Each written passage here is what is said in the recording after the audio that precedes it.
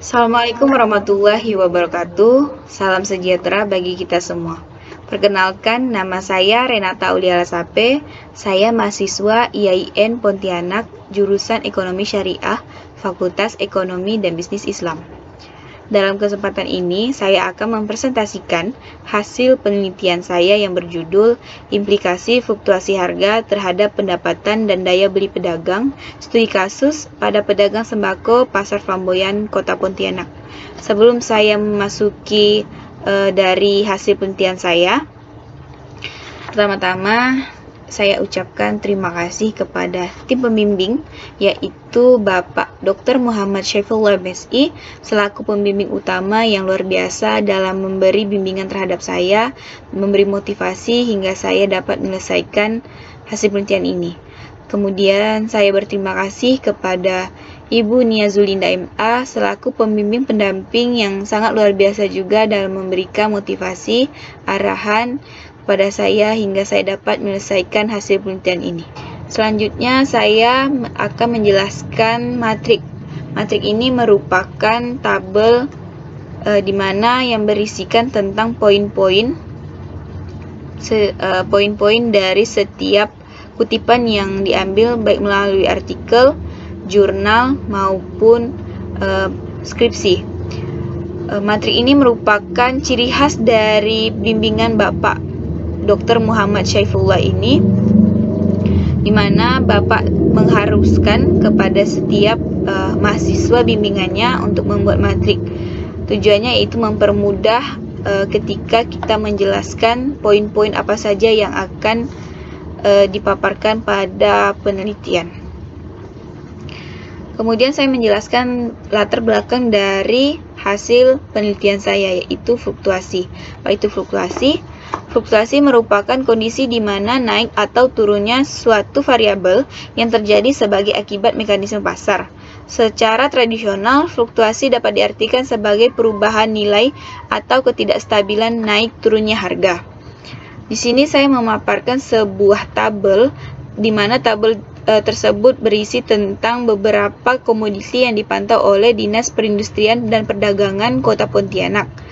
Tabel tersebut berisikan beberapa komoditi di pasar Flamboyan Kota Pontianak pada periode Juli hingga Agustus tahun 2019.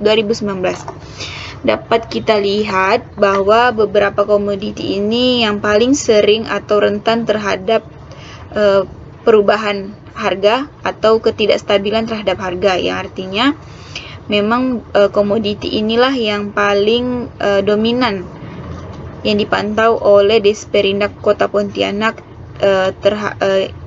terhadap fluktuasi harga.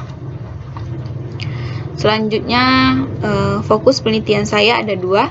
Pertama, bagaimana pengaruh terjadinya fluktuasi harga terhadap pendapatan dan daya beli pedagang sembako di Pasar Flamboyan Kota Pontianak.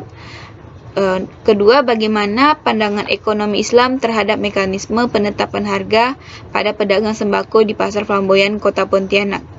Di sini metode penelitian saya gunakan ada dua. Pertama, metode deskriptif dengan pendekatan kualitatif. Metode deskriptif ini yaitu pemecah masalah yang melukiskan keadaan subjek atau objek sebagaimana mestinya.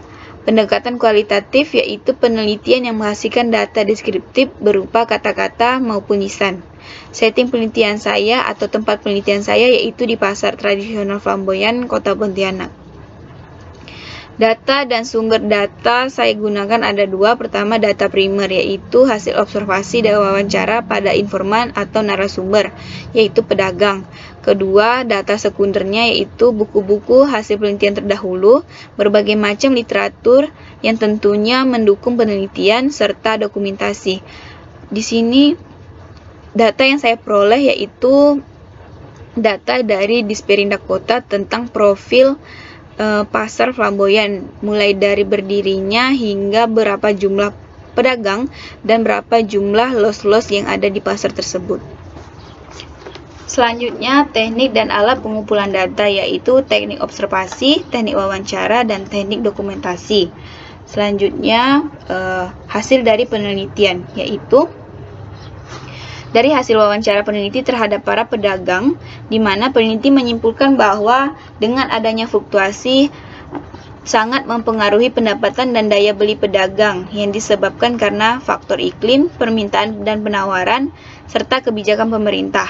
Karena salah satu dari pedagang tersebut menyatakan bahwa jika terjadinya fluktuasi harga pada saat harga naik, mereka juga ikut menaikkan harga jualan mereka dengan tingkat daya beli menurun. Artinya, jika distributor menaikkan harga, otomatis pedagang pun menaikkan harga jualan mereka dengan keuntungan yang mereka peroleh di setiap item itu tidak lebih dari 5 hingga 10%. Kemudian di sini saya memaparkan sebuah diagram fluktuasi harga bahan pokok pasar Flamboyan di Kota Pontianak per minggu bulan Juni 2020 dari Disperindak, di mana diagram tersebut menggambarkan sebuah pergerakan fluktuasi yang pada bulan Juni 2020, yaitu dari hasil diagram tersebut dapat peneliti interpretasikan bahwa komoditi bahan pokok tersebut dimonitoring dalam kurun waktu bulan Juni 2020, bahwa bahan pokok tersebut memang mengalami fluktuasi. Kedua, bagaimana sudut pandang ekonomi Islam? Peneliti menyimpulkan bahwa para pedagang yang menjadi narasumber peneliti ini tergolong jujur dalam melakukan transaksi jual beli. Karena pada saat peneliti mewawancarai, peneliti melihat langsung bagaimana mereka dalam menakar timbangan dan dalam menjelaskan kualitas produknya. Artinya, di lapangan peneliti langsung melihat bagaimana pedagang tersebut menakar timbangan di depan pembeli hingga pedagang tersebut memisahkan kualitas dagangan yang masih baru dan yang sudah mulai tidak baik. Artinya, jika kualitas barang tersebut masih segar atau masih bagus, dihargai dengan sesuai dengan kualitas produk tersebut. Jika produk tersebut sudah mulai rusak atau jelek, harganya juga sedikit menurun. Hal ini sudah jelas dalam firman Allah Subhanahu wa taala dalam Al-Qur'an surah An-Nisa ayat 29 yang berbunyi, Bismillahirrahmanirrahim, fa in lam taf'alu fa'zanu biharbin minallahi wa rasulihi wa in tubtum falakum ru'su amwalakum la tazlimun wa la tuzlamun. Yang artinya, maka jika kamu tidak meninggalkan sisa riba, maka ketahuilah bahwa Allah dan Rasulnya akan memerangimu. Dan jika kamu bertobat dari pengambilan riba, maka bagimu pokok hartamu. Kamu tidak menganiaya dan tidak pula dianiaya. Sudah jelas bahwa Allah melarang keras adanya pelaku yang melakukan riba, artinya mengambil untung sebesar-besarnya yang dapat merugikan konsumen maupun orang lain.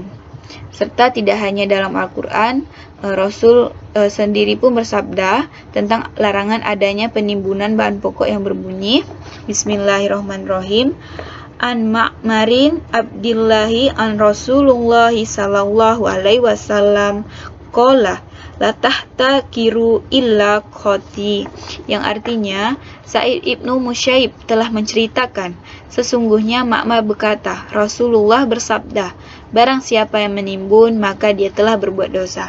Di sini artinya peneliti tidak menemukan praktek yang dilakukan oleh pedagang dalam melakukan penimbunan terhadap bahan pokok yang dapat menyebabkan fluktuasi harga. Artinya tidak ada praktek yang ditemukan oleh peneliti terhadap pedagang yang melakukan penimbunan. Baiklah, referensi yang digunakan oleh peneliti di sini yaitu ada 6. Pertama, Al-Quran. Hadis berjumlah 4, undang-undang dan peraturan 1, buku pengarang dalam negeri ada 5, skripsi ada 5, jurnal nasional ada 5, jurnal internasional ada 5, hingga artikel dari media online ada 1. Semua jumlah referensi yang peneliti gunakan berjumlah 32. Sekian dari presentasi saya. Semoga presentasi kali ini bermanfaat bagi teman-teman yang menonton video ini. Sekian, terima kasih. Wabillahi taufik wa hidayah. Wassalamualaikum warahmatullahi wabarakatuh.